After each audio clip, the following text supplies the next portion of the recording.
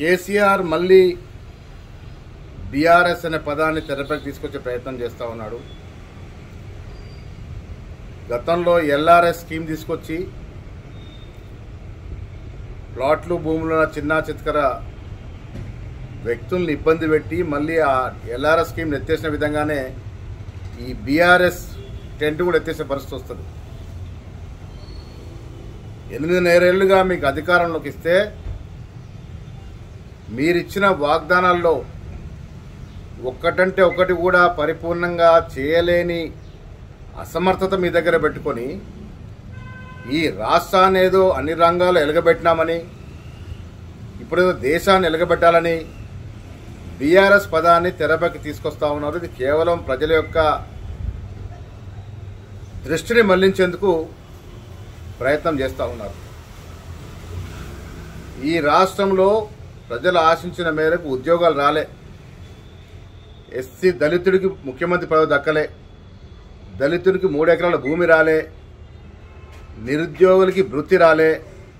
So ఈ విధంగా చెప్పుకుంటూ పోతే ఏ వర్గం కూడా 8.5 ఏళ్లుగా సంతృష్టిగా లేరు. మీరు ప్రజలు ఆశించిన మేరకు మీ పాలన సాగలేదు. ఇక్కడ ఏమీ ఎలుగబెట్టకుండానే దేశ రాజకీయాలు ఏదో చక్రం తిప్పుతానని బీఆర్ఎస్ అనే ఒక పదాన్ని తీసుకొస్తా ఉన్నారు. ఇది ప్రజల దృష్టిని మళ్లించేందుకు ప్రయత్నం చేస్తూ ఉన్నారు.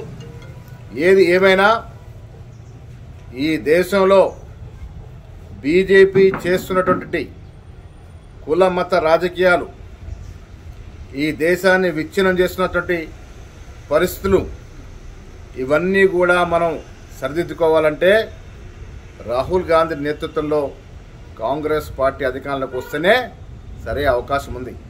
దాంట్లో భాగంగానే ఈ దేశం ఒకటిగా ఉండాలని, ఈ దేశం అఖండంగా ఉండాలని రాహుల్ గాంధీ గారు భారత్ జోడో యాత్రను చేపట్టినారు.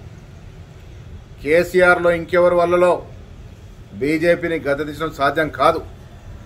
ఇవాళ బీజేపీని ఇంటికి పంపించాలంటే కాంగ్రెస్ పార్టీని ప్రజలందరూ కూడా సమర్థించాల్సిన అవసరం ఉన్నది.